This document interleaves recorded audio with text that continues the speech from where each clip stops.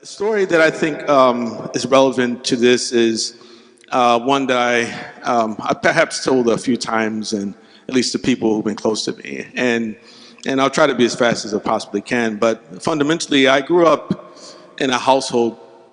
My parents were converts to Islam, and they joined the Nation of Islam, and then eventually they followed Imam W. Muhammad, rahimahullah, into Sunni Islam.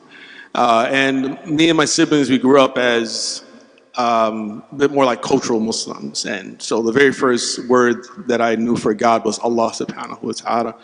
And I remember when I was perhaps about 4 or 5 years old, and I went to my father and I asked him, I said, you know, what's God? Because I heard people using this word. And so I sort of intuitively knew what it meant, but at the same time, I just wanted to hear what he had to say. And what I had imagined that he said to me at that moment was, there is no God.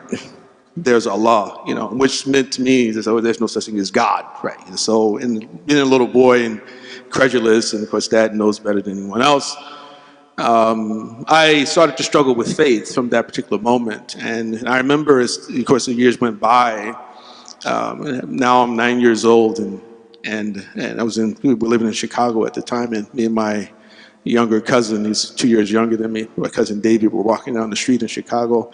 Actually, back then you could do that 7 years old, you know, 6 years old. I used to walk to school by myself at 6 years old, right? But I said to David, I said, David, do you believe in God? He said, yeah, man, I believe in God. And I said, yeah, I believe in God too. Now, of course, long story short, fast forward to some years later, we moved to Philadelphia. And I meet a Sunni Muslim family, start to visit them. I'm in my teenage years now. And I'd never seen the Qur'an actually in my entire life until this particular moment. You know, I mean, Arabic Qur'an. And from the very moment I actually saw that book and I saw the inscriptions, and I had asked someone, I said, well, what does that say? Actually, what are those funny looking lines there? And so someone told me, this is Arabic, this is a Qur'an. And I was just fascinated from that particular moment. You know, and I said, I have to learn this. I need to learn this. And so I somehow got my hands on a copy of the book called Easy Tajweed. And at the beginning section of the book, there was a couple pages where we have a list of the Arabic alphabet. And I started to try to teach myself. I started to write the letters out maybe 10, 15 times, you know, so I could teach myself the alphabet. And within a week or two, someone came to me and told me that, you know, there's a teacher at Sister Clara Muhammad School from Eritrea.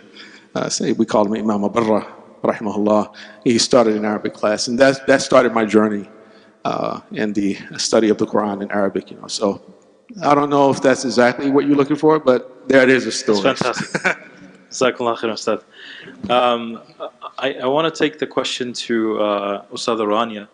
If you can share a little bit through your journey with the Quran, and that moment as well where you felt like this was, you know, the conversation from Allah subhanahu wa ta'ala that you're connecting with.